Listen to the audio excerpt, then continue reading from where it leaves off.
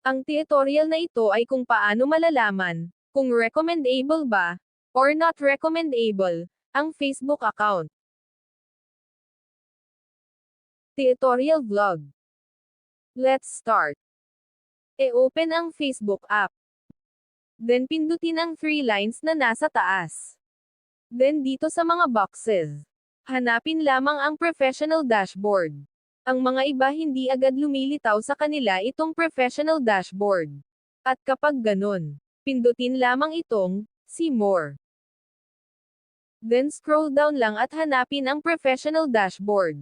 Pero since nasa taas ang sa akin, balik tayo sa taas. At pindutin na itong professional dashboard. Then scroll down lamang hanggang sa mapunta dito sa tools. At pindutin itong profile recommendation. Kapag hindi nyo makita dito ang sa inyo, pindutin lamang itong See More at hanapin.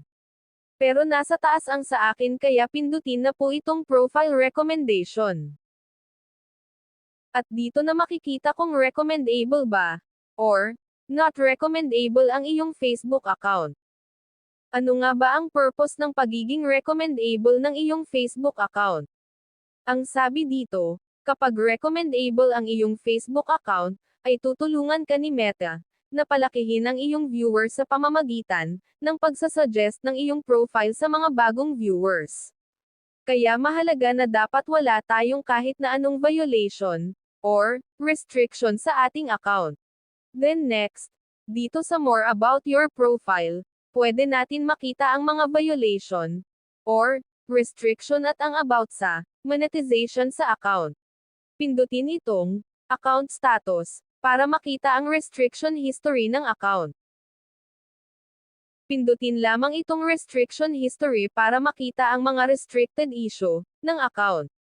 Kapag okay na kayo dito, e-back na po para bumalik sa More About Your Profile. Then next, dito na po sa support inbox, pindutin lamang po ito para makita kung mayroon bang violation ang account. Then, kapag okay na dito, e-back na po para bumalik muli sa More About Your Profile. And the last, pindutin po itong monetization. Dito po makikita kung mayroon bang violation sa monetization ang account. At makikita din po dito kung ano na ang na-unlock ng account, tulad po nito sa stars. Then pindutin po itong stars, para ma-check kung mayroon bang violation dito. Then, kapag okay na dito, e-back na po. And that's all po. Thank you for watching.